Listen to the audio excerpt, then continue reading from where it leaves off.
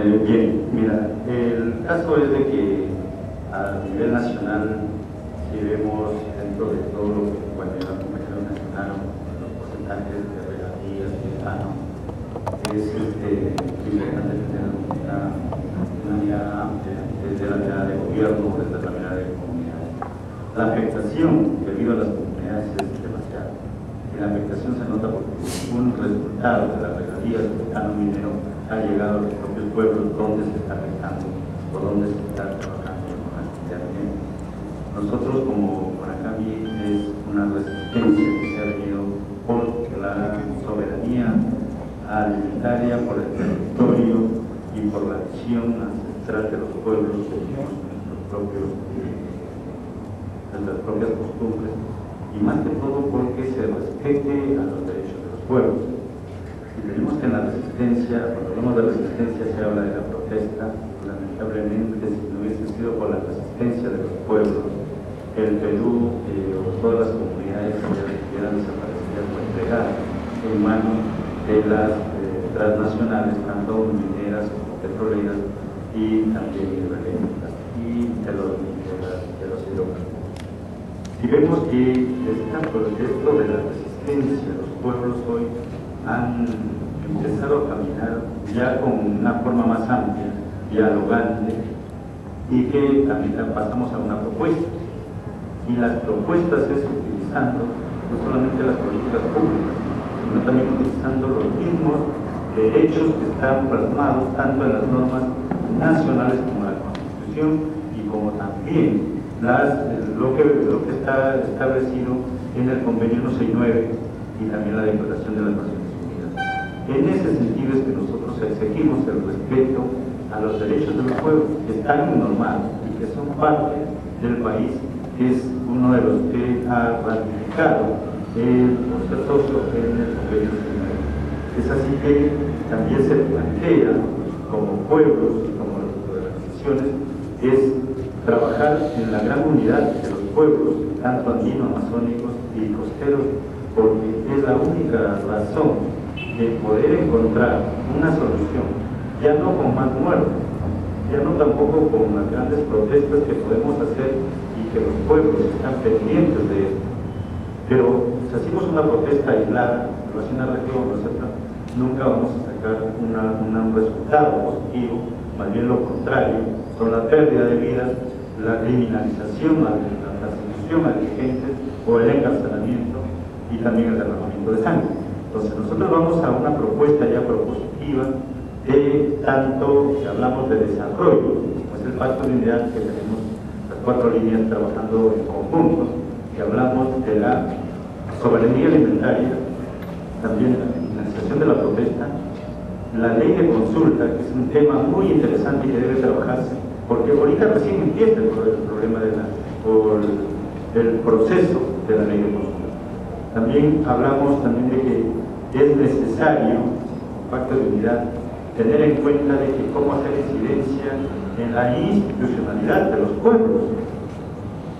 Cuando hablamos de los pueblos no hablamos de pueblos campesinos, de pueblos nativos, hablamos de los pueblos originarios que vienen de una trayectoria ancestral y con visiones de pueblos que todavía tenemos el respeto a la madre tierra, el respeto a los recursos naturales, vivir en armonía con la naturaleza, basados en nuestros propios recursos de agricultura que ancestralmente manejamos. O sea, si el Estado o los gobiernos pusieran una mirada en la agricultura, que en vez de utilizar el agua para regar, para utilizar la gestión de la minera, la utilizaría en un riego bien organizado en las comunidades de los pueblos andinos, el Perú no estuviera pobre.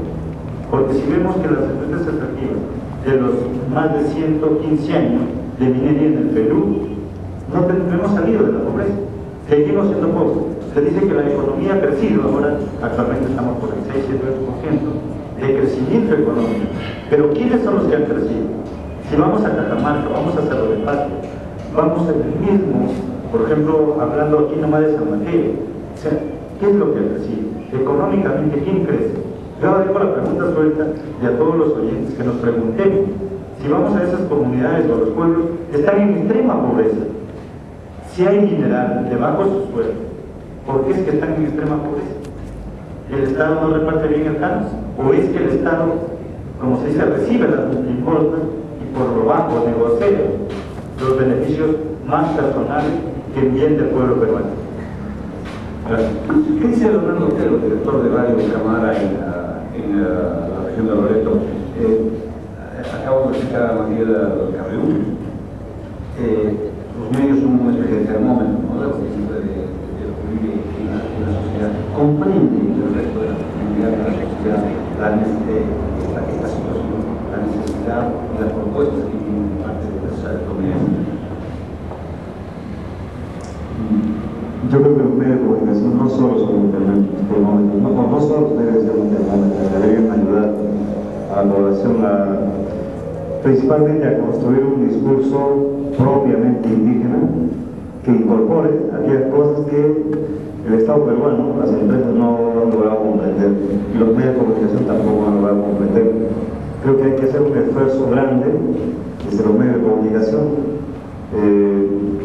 para comprender esos procesos y luego ponerlo en debate, un debate ágil que ayude a ver la importancia que tienen las comunidades, sus conocimientos, cuánto vale el conocimiento occidental puesto en los centros de estudios, cuánto vale el conocimiento publicado en libros, cuánto vale el conocimiento del hombre amazónico, la mujer amazónica.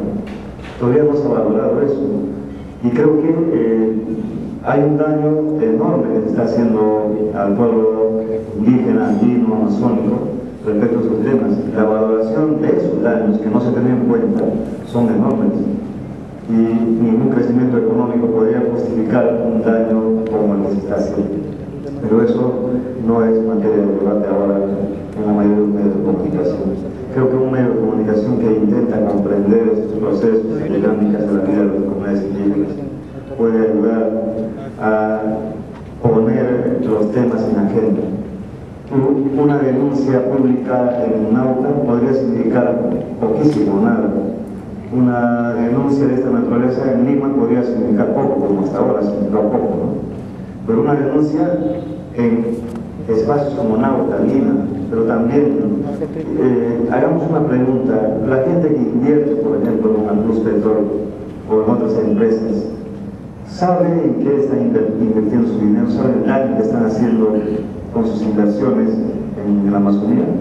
No tienen derecho de repente a saber que su dinero también está siendo utilizado para dañar la vida de la población, empobrecerlo, porque se habla de las poblaciones pobres, pero es que hemos sido empobrecidos, ¿no?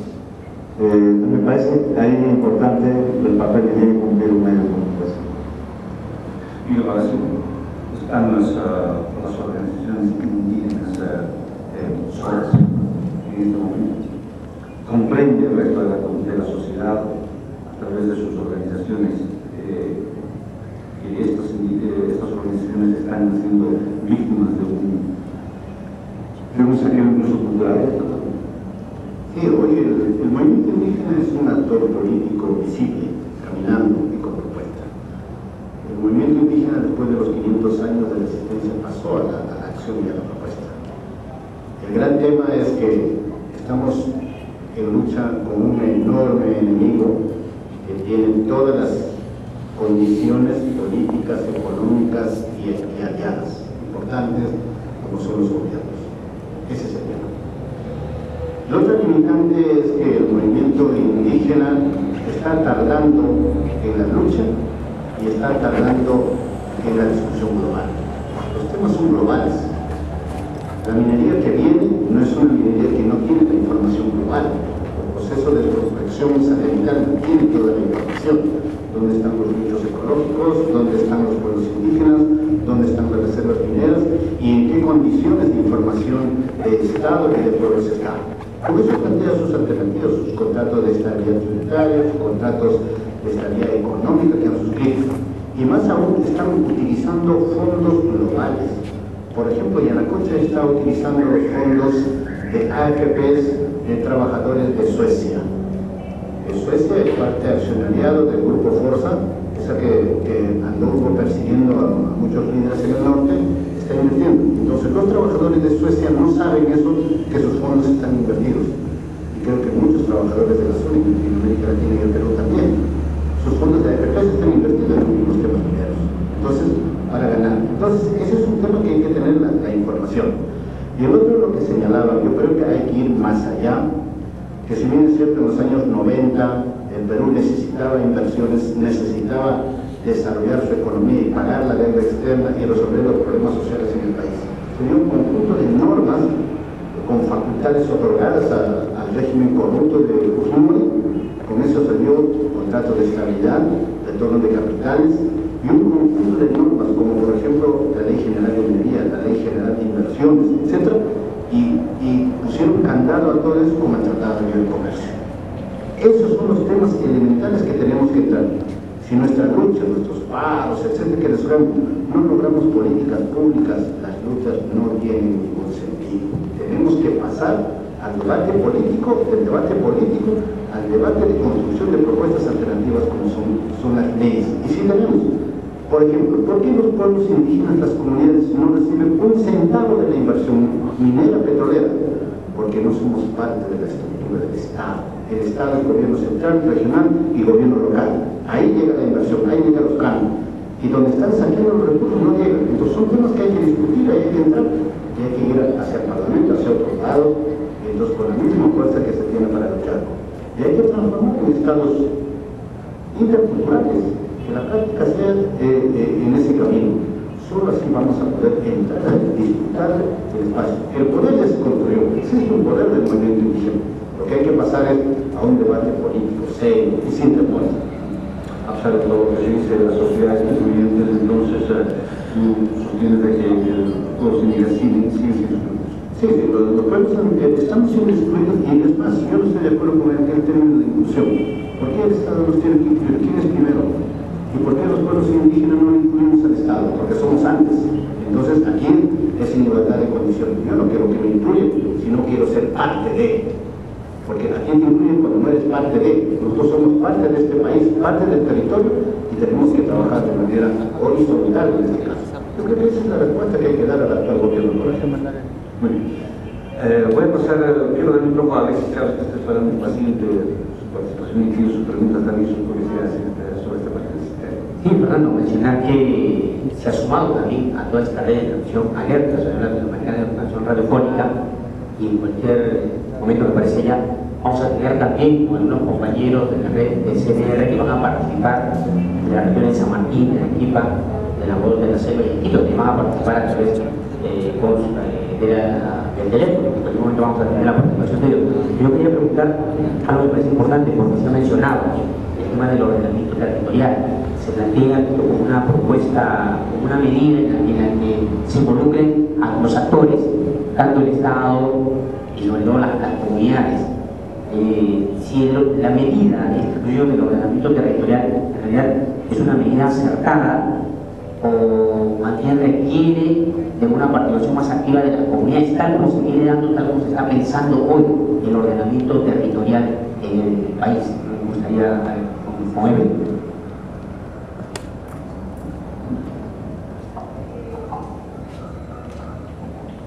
Bueno, nosotros ya estábamos planteando alternativas para poder darle el poder, la facultad, a nuestros pueblos a que decidan sobre su territorio, sobre sus políticas. Y es así que demandamos en la última asamblea de organizaciones indígenas y originarias la urgencia de la nueva constitución, una nueva constitución plurinacional, pluricultural, donde las etnias que aún quieran ser autónomas, como por ejemplo los hermanos Aymara, como por ejemplo los hermanos de diversas nacionalidades de la Amazonía, como por ejemplo los hermanos, algunos resistentes de los Huancas y de diferentes nacionalidades dentro de nuestro país, ¿no? Queremos solamente que se nos faculte como nacionalidad nuestra autonomía, que no nos vengan a imponer, a violar nuestras visiones de desarrollo, nuestras formas de vivir y que no nos maten nuestras tradiciones. Bien, correcto, gracias. Y para mantener el río, en todo caso, si el camino del desarrollo no va con una propuesta extractiva, entonces, ¿qué alternativas son las más viables para encontrar, ¿cierto?, un desarrollo más acertado, más equitativo, pero un desarrollo que no altere, ¿no?, las comunidades y que vayan encaminados a lo que se plantea, el buen vivir? Mira, primero, esto pasa porque reconozcan el derecho de los pueblos. O sea, cuando se reconoce el derecho de los pueblos, hablamos de que el ordenamiento territorial con la visión desde los pueblos va para la conservación, va con miradas a futuro, con miradas a largo plazo, que es un desarrollo sostenible para los pueblos.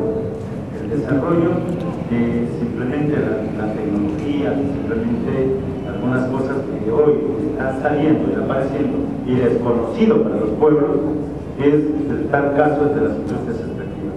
Las industrias extractivas, dentro del ordenamiento territorial de la visión del Estado, está para ordenar lo que ya ordenó. Las comunidades campesinas, cada una tiene su territorio, su pedazo de tierra, y eso lo ha ordenado desde el Estado, el Ministerio de Agricultura, desde el tiempo. Entonces, todo esto está ordenado por el Estado, pero los pueblos tienen su propio ordenamiento con la visión de los pueblos, que es la conservación de áreas protegidas, que son los bosques y las nacientes de agua, por ejemplo, las aguas, las lagunas, los páramos, los bosques, que son sagrados para nosotros. Entonces, cuando tú ves en eso, ves que el futuro es la reserva nacional. Cuando vemos que el ordenamiento territorial ahorita, para poder ordenar el desarrollo en el país, según dice el Estado, hay cosas que no van bien. Cuando al pueblo o a las comunidades no las involucras, ¿no?, en este ordenamiento, simplemente tienen que obedecer el ordenamiento territorial porque es técnico, es una mirada técnica. Quienes conocen el territorio somos los pueblos. Quienes sabemos dónde puede haber un territorio frágil, por ejemplo, una naciente de agua, somos los pueblos. Ahora satelitalmente te ordenan el territorio.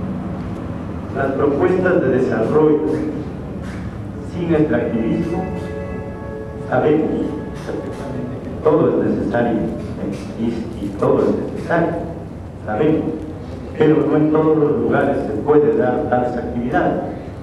Entonces hay que saber ordenar y zonificar, hacer la zonificación económica y ecológica de un lugar para que veas cuál es lo más importante que tengas para realizar una actividad.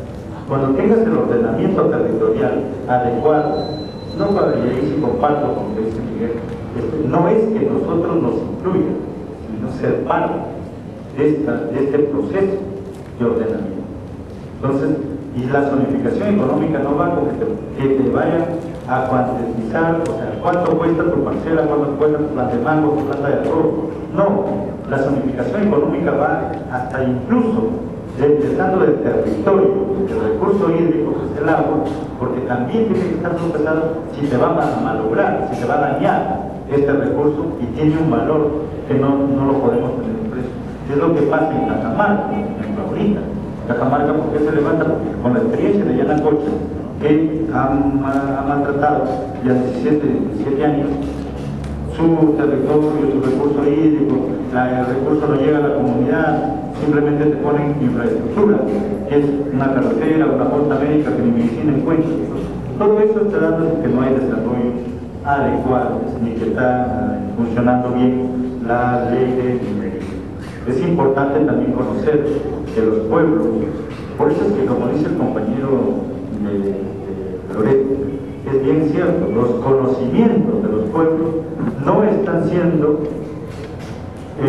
compartidos, o de repente entrar a un nivel de conversación y de participación. Estos conocimientos también tienen una visión de desarrollo y de desarrollo sostenible adecuado. Entonces, por eso es que cuando decimos que las mineras, cuando tengan que valorar el medio ambiente, el territorio, el agua, la vida, por ejemplo, los derechos de las personas, el derecho a vivir en paz, en armonía con la naturaleza, cuando hablamos de la vida, de la salud, educación, está dentro de los pueblos, que también lo tenemos, pero quienes lo valoran, han valorado en sus estudios de impacto ambiental los impactos sociales que existen donde hay estas industrias extractivas o petroleras, no se ha valorado. Entonces, cuando valores todo eso, puedes tener un desarrollo sostenible y que dé un soporte para las futuras generaciones, con la visión de desarrollo agroecológico, por ejemplo, que tenemos ahora con mucha demanda internacional, que puede haber una visión mucho más importante cuando el pueblo tenga las líneas, tenga un mercado de poder desarrollarse o lo dejen desarrollarse en su propio ámbito y con sus propios conocimientos. Decía Evelyn hace un momento que para todo esto era muy necesario y muy importante la promulgación de la nueva Constitución Política del Estado, la formación de un Estado plurinacional. Yo me pregunto, ¿está Perú preparado para eso? ¿Qué dice Miguel Barrio? Bueno, yo tengo mis preocupaciones con relación a ello. La larga lucha de los años 90 y que hemos construido los procesos políticos con movimientos sociales distintos ha llegado a una cúspide extraordinaria que debíamos haber logrado ahora con un nuevo gobierno y con una representación para lograr esos cambios. Desgraciadamente, ese tiempo hemos dejado de pasar. Segundo, si es que Ollanta Humala en estos momentos convocaría a lo que ofreció la Asamblea Constituyente, seguro que sube al 80% y todos estaríamos de acuerdo. Pero sin embargo, cuando él o los grupos alternativos del movimiento social quisiéramos tener representación, no tendríamos ninguna, y la Constitución que se redactaría sería mucho peor que la actual, porque no hay oposición y no hay alternativa más que la derecha y sus aliados. Un momentito, hemos entendido bien hay un detalle técnico que toman en cuenta. Sí, lo tenemos. Vamos a ver si Estas permiten un desarrollo sostenible de la inversión privada y las comunidades indígenas y se define por política pública de los programas de gobierno. Gracias, buenas tardes. Bien, muchas gracias a Jenny de Radio San Martín de Arequipa, que aquí en mañana va a dar sus respuestas sobre las políticas públicas, lo que plantea nuestra compañera ayer. Decía Miguel Barracín de que la promulgación de la nueva Constitución, la formación de un Estado plurinacional solamente integraría las cosas. No dije sobre el Estado plurinacional. La plurinacionalidad es una alternativa, lo digo, condiciones políticas en los actuales momentos, porque lo que encontramos en el Parlamento ya no hay oposición, todos están en la misma línea. En la discusión ya no es gobierno ni de derecha ni de izquierda, dice que es un gobierno pragmático. Y los pueblos indígenas no estamos discutiendo eso, ni derecha ni izquierda, sino estamos discutiendo la utopía. Y la utopía del desarrollo es entrar en la discusión de la posmodernidad, de la postindustria extractiva. Ese es el camino que hay que entrar a discutir. Yo creo que en los actuales momentos hay que construir nuevos espacios políticos ahora para que más adelante podamos lograr este sueño que ya se fue. Hemos tenido ya la pregunta y intervención desde Arequipa. Yo quisiera invitar ahora a la segunda parte del programa al público que nos está acompañando para que hagan preguntas a los panelistas sobre los temas que han escuchado.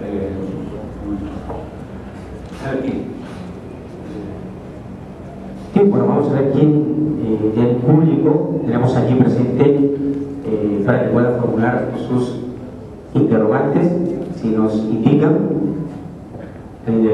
Tú tenías una pregunta del público, o en todo caso le damos respuesta a la llamada telefónica que ingresó desde Arequipa.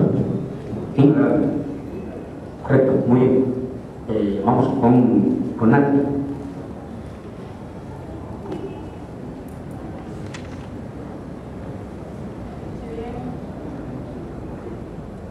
La pregunta referida a políticas públicas programadas, sustentables por la inversión privada. ¿Cuáles serían las políticas públicas que nosotros propondríamos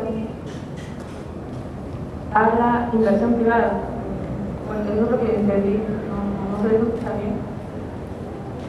Bueno, por políticas públicas se entiende que es el Estado que está pasando. administración pública, que ahora por inversión privada, lo que nos está dando y lo que nos seguirá dando, va a seguir la misma política de los gobiernos de los últimos 10 años que han empleado. Es lo que nos está reflejando, y más adelante no podría presagiar cuál es el cambio, porque se ha visto que este gobierno es muy camaleónico desde sus inicios de campaña.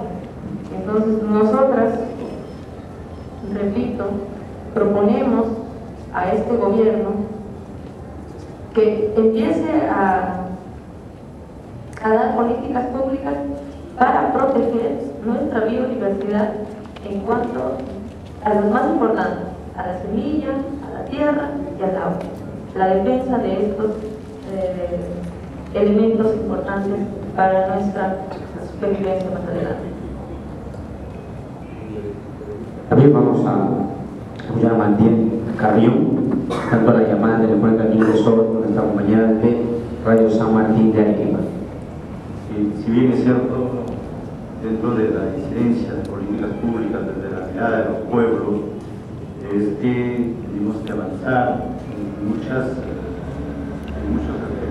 Una es que los pueblos originarios tienen que tener una institucionalidad donde parte de los gobiernos, donde también sea parte en la toma de decisiones, porque esa es una de la incidencia que tenemos que hacer sobre la parte política de los pueblos para poder tener acceso a ser una parte en la toma de decisiones en todo lo que se llame para los pueblos indígenas o en lo que vaya para el desarrollo o perjuicio de los pueblos indígenas. Eso estamos hablando, porque ya sí tenemos, si bien es cierto, hay una institución que se llama INDEPA, que fue creada por los pueblos, pero que hoy ha pasado a poder y a dominio del Estado, del gobierno, de las políticas del gobierno. Entonces esto es parte de que los pueblos indígenas hoy sí, en cierto, les digo, son invisibilizados. O sea, sus políticas democráticas y buenas prácticas de desarrollo no están siendo visibilizadas, no están siendo, bueno, agradezco las radios alternativas, las prácticas de democracia. Estamos hablando de que en otras partes no se les da la visibilidad a los pueblos. Mayormente hay incidencia, o se dice, cuando hay un paro, cuando hay una movilización, de que son radicales. Lamentablemente no somos. Cuando queremos hacer visibles nuestras propuestas de desarrollo, que lo tenemos desde la visión de los pueblos, con las prácticas ancestrales, que no se han perdido, y no solamente es la vestimenta la que nos identifica, sino el conocimiento propio. Y que ese conocimiento se lo llevaron muchos políticos y muchas personas que utilizan el discurso de los pueblos indígenas para hacer incidencia o hacer campañas, como lo hizo Alan García y como lo hicieron muchos anteriores, y también como lo hizo este gobierno de Ollanta Humala, que dijo que era un gobierno de barrio, que era un gobierno participativo, que era un gobierno que iba a gobernar con el pueblo.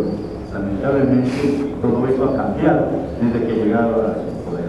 Entonces, cuando hablamos de una institucionalidad, estamos mirando también con que los pueblos, una vez que tengan una institucionalidad, tendrán directo el acceso a proponer el modelo de desarrollo en armonía entre la sociedad del país. Cuando hablamos de la sociedad del país, hablamos del plurinacional y pluricultural, porque somos diversos, mega diversos. Entonces, esa es una parte que tenemos que tener en cuenta. Pues sí, tanto me parece que quiere señalar algo, la llamada telefónica que tuvimos de Arequipa o Leonardo Otero. Lo que vamos con Leonardo. Leonardo Otero. Sí, perdón. Es el peligro de estar, te cambian rápido la identidad. Bueno, me parece una buena pregunta el tema de las políticas públicas, ¿no? Porque lo normal es que es el Estado el que implementa las políticas públicas, ¿no? La gente diga, bueno, está bueno parece bonito, pero al final uno nunca sabe qué interesa el fondo de porque nunca terminan diciendo todo lo que intentan hacer el Estado peruano. Me parece importante tener en cuenta que para implementar una política pública tiene que haber una información sobre diversas cosas. El tema población, el tema estándar de pobreza, el tema de salud, de nutrición, para poder implementar desde el gobierno y también cogiendo las iniciativas de las propias comunidades, sus propuestas me refiero. A mí me parece muy cuestionable la información, por ejemplo, que tiene el INDI respecto, no sé si a todo el Perú, pero por lo menos en los datos que tiene para la Amazonía, los datos estadísticos me parecen muy cuestionables respecto a los resultados del INDI. No aparece toda la población normalmente en los censos, porque no son capaces de llegar hasta las comunidades más alejadas. Ahora se están haciendo, estos días se están haciendo en Loreto censos para implementar los programas sociales. Sin embargo, el INEGI trabaja con mapas de la provincia de Loreto de hace 10 años atrás aproximadamente. Entonces, en un lugar donde había 10 familias, ahora hay 3 veces o 5 veces más familias, ¿no? Por la movilización que está generando este proceso de las industrias extractivas, como la gente se va movilizando de un lugar para otro. Entonces, la gente que está encuestando no está dando datos exactos, por lo tanto, la implementación de una política en esos parámetros yo creo que no va a funcionar. No ha funcionado, no creo que funcione. Políticas públicas que no tienen en cuenta la opinión y la propuesta de las poblaciones, va a ser una política pública que va a fracasar. Yo creo que generar un espacio de conversación, en la mañana se hablaba precisamente porque las comunidades cuando van a conversar sobre un tema, podemos tardar un día, 2 días, una semana, ¿no? Y cuando una comisión del Estado va a una población, dice, tenemos 3 horas, y en 3 horas tenemos que definir una política pública. Y entonces nadie habla. El pueblo buscado, por ejemplo, cuando no le parece algo, silencio total. No está de acuerdo, o simplemente no va a las convocatorias. Entonces, salud, educación, el tema de nutrición, el tema en cuanto a la alimentación, sobre todo el tema de la alimentación tendría que ser debatido hasta la saciedad, ¿no? Por el tema del pescado en la Amazonía. La única proteína barata hasta hace 10 años era el pescado, ¿no? Ahora no hay proteínas para la gente de la Amazonía, la gente no consume leche, pues caro. Entonces, creo que políticas públicas que fortalezcan la protección de los recursos biológicos sería interesante. No me atrevo a decir cómo implementarla, porque creo que no puede atribuirse eso. Sí, Miguel, más así una idea de cómo implementar. Sí, el Estado el Estado peruano no es una isla. El Estado peruano es parte de la conformación de varios estados en el mundo. Tenemos espacios como la Comunidad Andina de Naciones, la OEA y las Naciones Unidas, en el cual hay una serie de políticas públicas del cual es signatario y suscriptor de tratados internacionales, ¿no? Como es el caso del Convenio 169, la Declaración de los Derechos Humanos, el Convenio Marco sobre la Diversidad Biológica, Cambio Climático, etc. Solo por citar algunas. Interamericana que ha generado jurisprudencia. Lo que ocurre es que tenemos un Estado desobediente y no los encaramos y no los avergonzamos. Si le exigiríamos todos esos mecanismos, el Estado estaría en déficit con la implementación de políticas públicas. Porque no es justo que un Estado, por ejemplo, suscriptor de los derechos humanos, esté criminalizando a los líderes y esté persiguiendo a los defensores ambientales, de cual hay una resolución de las Naciones Unidas para su protección, ¿no? Entonces son esas cosas que yo creo que hay que hacer. Lo siguiente, yo creo que hay que revisar las políticas que se dio en el gobierno de Luis Moya, la ley de inversiones que se dio, las políticas de de concesión abierta que se dio y sobre todo el retorno de capitales y sobre todo esos contratos de estabilidad. Eso.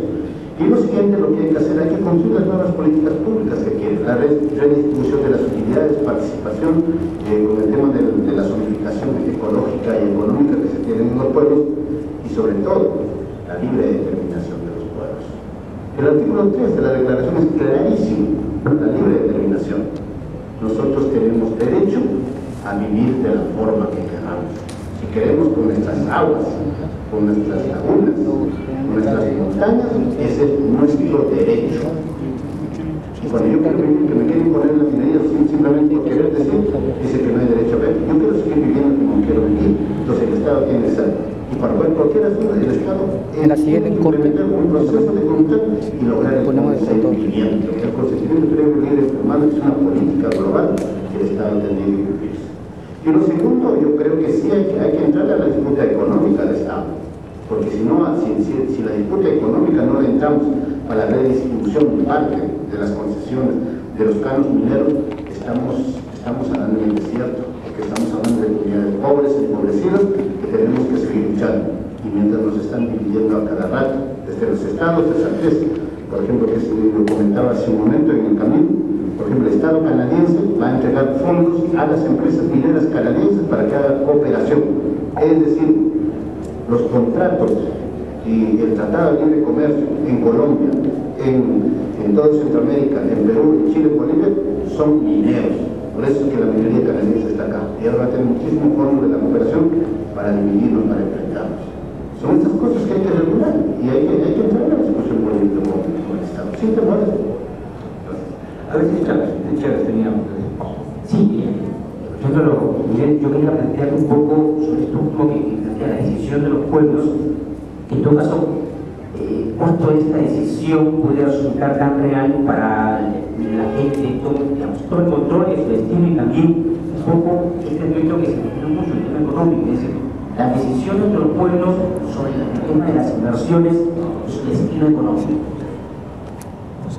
Estamos hablando de un modelo económico extractivista y un gobierno liberal, sea de izquierda o de derecha. Estamos en ese modelo y tenemos que pensar cómo dar el siguiente paso. Porque señalaban que hay que implementar la minería, fue importante un tiempo, pero no fue una palanca de desarrollo para todos, fue una palanca para la macroeconomía. Ahí estamos bien y con eso nos vendemos al mundo. Pero sin embargo no estamos arrancando las formas de redistribución para implementar las políticas. Entonces, si no se hacen inversiones en agricultura y turismo, en desarrollo sostenible en los pueblos, lo que estamos provocando es migración, desplazamiento para seguir implementando las políticas públicas. Entonces ahí es donde tenemos que construir los planes de desarrollo, los planes de vida de los pueblos basados en las propias actividades que desarrollamos. Y ahí hay que arrancar el Estado para que presupueste y para que implemente todo ese proceso.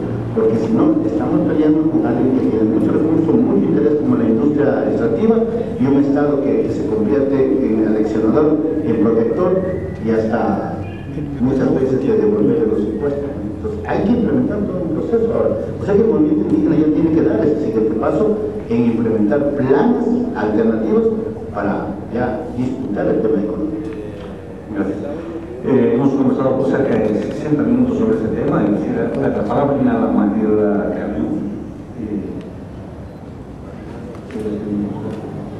Bueno, primero me queda agradecer que este es un espacio y como decíamos, todos estamos interesados en un espacio por seguir construyendo y desde Conacami y desde el Pacto de Unidad estamos para seguir ampliando, seguir colaborando, seguir impulsando estos debates si es que los medios o las comisiones organizadoras de esto nos toman en cuenta para poder seguir ampliando.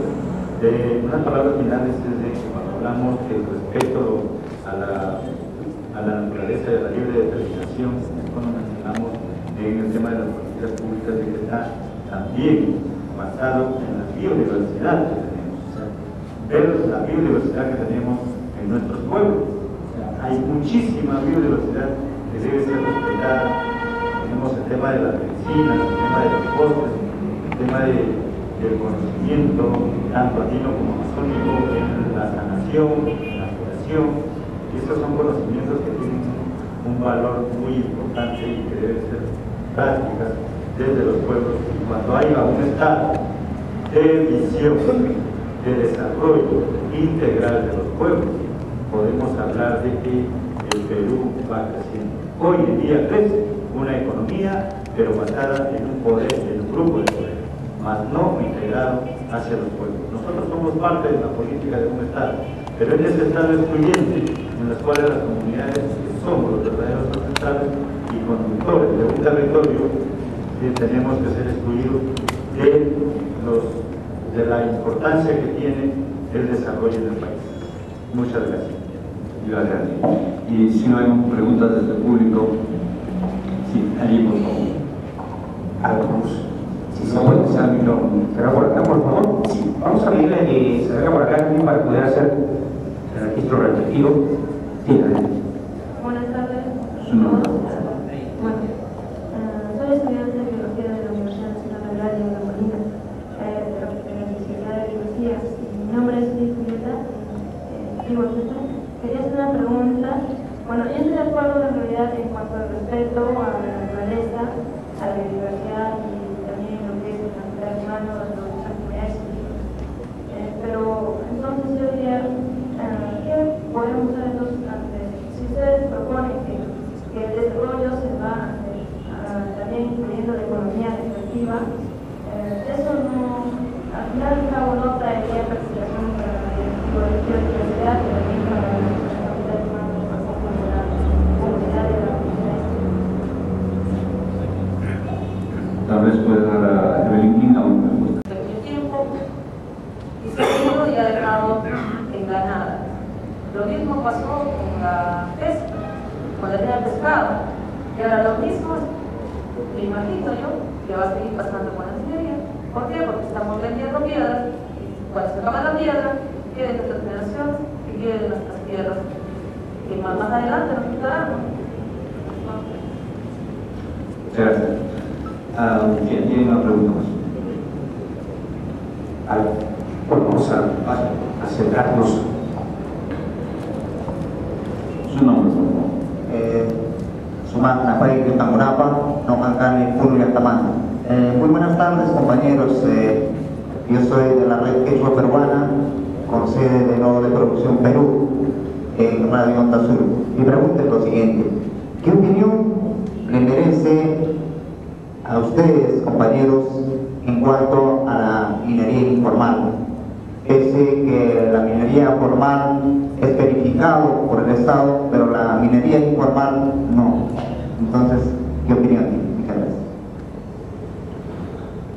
Mira, un momento de emisión, pero no se miden los efectos acumulativos. Por eso tenemos muchos ríos muertos en el Perú.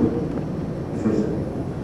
Bueno, el gran tema de la minería artesanal que está ahí ahora es una gran minería en muchos lados, es por el auge económico que tienen los actuales momentos.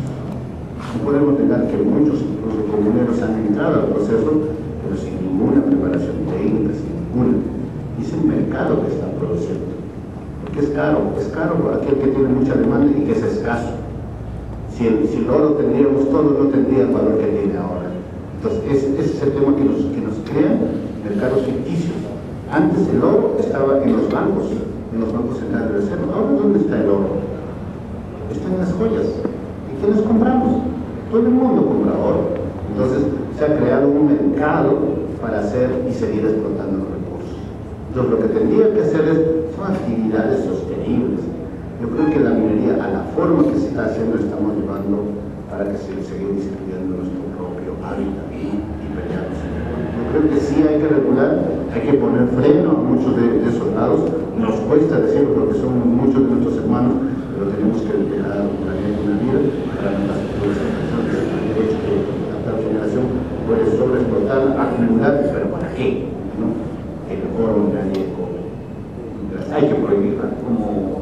Yo creo que actividades como esta, sí, actividades como esta que no está regulada, que no está preparada, hay que prohibirlas, ¿no? Yo creo que se ha declarado la ilegalidad. Yo creo que en ese camino tienen que construir también políticas públicas que podrían ser mucho más viables de qué manera hacerlas. Y yo creo que hay que controlar estos los mismos compradores a las que están solicitando empresas, a aquella producción o extracción de minerales. Escucho a Manuel. Me voy por la minería de industrias extractivas. Las industrias extractivas, por más que se diga que hay la minería de punta, que no es contaminante, que tiene todas las mejoras, mientras no tome en cuenta a la sociedad, mientras no tome en cuenta que el aire, el agua, el medio ambiente, la biodiversidad, la salud humana tienen un valor por encima de lo que tiene el mineral, creo que sí podemos trabajar o poder hablar de una minería responsable. Porque en el Perú somos los primeros que damos normas, pero en cumplirlas somos el único. Con la minería artesanal, si bien es cierto se habla de minería artesanal, pero si vemos en las realidades, ya no hablamos de una minería artesanal porque estamos hablando ya con modernidad, estamos con motores, estamos hablando ya con chanchas grandes, con maquinaria, utilizando el sonoro, el mercurio. O sea, todo eso ya no es una práctica artesanal, la práctica artesanal es más limpia. Pero también es cierto que no tenemos ninguna preparación para practicar una minería artesanal que dé un beneficio tanto a la población de la zona sin perjudicar el medio ambiente. Y si hay que ser respetuosos del medio ambiente y de la naturaleza, es que tenemos que evitar la contaminación. Nosotros como familias que trabajan en esta familia, una precaución también se contaminan como también los demás. Pero esto quisiera aprovechar a anunciar también que como con acá y como parte de liderazgo presentamos una medida cautelar el año pasado sobre el caso de Cajamarca sobre la administración. Hemos tenido algunas respuestas, el Estado ha negado todo y vimos algunas respuestas de aprobación y hoy para el 24 de este mes de febrero tenemos una audiencia por el espacio que nos han brindado. Muchas gracias. Algunos me preguntaron. Primero Roberto, creo que hay que poner en tela de juicio qué significa informal y qué significa formal, ¿no? Resulta que las actividades formales en sí lo que estaban haciendo era llegar formal. Creo que sí. Estamos dentro de los parámetros de la legislación peruana y por lo tanto nosotros no estamos haciendo. O sea, votar, por ejemplo en el caso de la petrolera, votar aguas de formación a los ríos, a nivel nacional, pues tiene que ver también con la protección de los derechos humanos, la protección del ambiente. Habría que discutir. De la radio La Posta Peñarache, San Martín, cerca de la provincia de Lamas.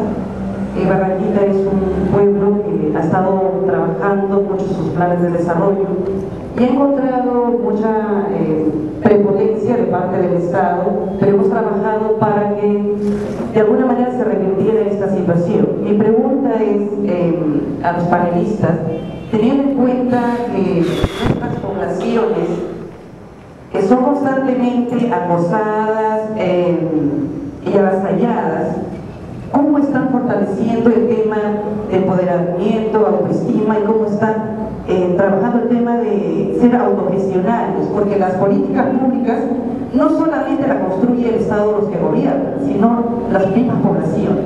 Entonces me gustaría saber cómo lo están trabajando esto. Me parece una pregunta muy adecuada para Evelina. Muchísimas gracias. Justamente es lo que también desde la mujer localidad nosotras necesitamos organizarnos. Cuando nos organizamos, recién nos estaremos empoderando para participar, ya sea en los presupuestos participativos, en las diferentes reuniones, en las diferentes decisiones que se pueden tomar en mejoras para nuestro país y para nuestro entorno como mujeres, ya que las mujeres somos las directas afectadas en todo, ya sea en la economía, salud, culturalmente, de derechos. Las mujeres somos las primeras directas afectadas y las menos utilizadas. Es por eso que nosotras, las mujeres, trabajamos con las organizaciones descentralizadamente en talleres, cursos de empoderamiento donde las mujeres se capaciten para participar en sus políticas de sus localidades. Con esto me despido y también no quisiera pasar desapercibido para saludar a todas las mujeres dignas, amazónicas del campo y la ciudad por el Día Internacional de la Mujer. Feliz Día de la Mujer, que vivan las mujeres, allá en Hualpinaca, allá en Causacho, Hualpi, que vivan las mujeres. Muchas gracias. Mañana.